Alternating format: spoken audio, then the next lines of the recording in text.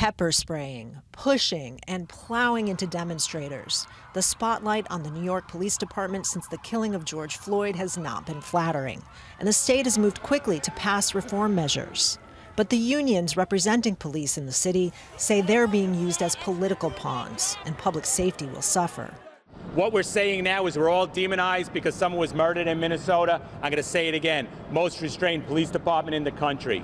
Activists say unions are a big part of the problem. JANOS MARTON is a civil rights attorney running for Manhattan District Attorney. All across the country, we've got 2 steps forward, 1 step back, where we're electing better people, we're passing better laws, but these law enforcement unions are clinging to their power, and they're going to do everything they can to undermine reforms and to undermine individuals who are elected to implement those reforms.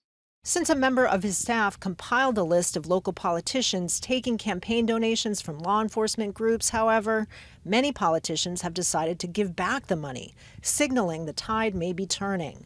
New York's governor last week signed a law banning chokeholds named after Eric Garner, who was killed by one, and making the records of police officers accused of misconduct public.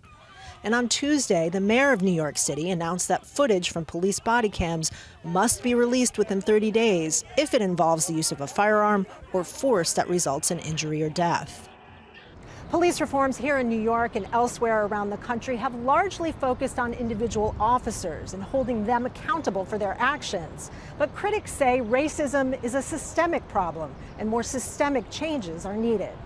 Former police officer Dennis KENNEY believes the issue isn't unions, but rather a militarized approach to policing. We've gone back to the effort to militarize police, easily evaluated tactical solutions and so forth. And all of those have had the effect of kind of driving a wedge between communities and their police. And I think that we need to go back and think philosophically again about why we police, not just how we police. In California, the state's largest police unions have published their own reform agenda, acknowledging a need for action. It calls for lessening the use of force and increasing accountability to root out racist police officers. But that will require communities and police to work together to make communities safer for everyone. Kristen, Saloomey, Al Jazeera, New York.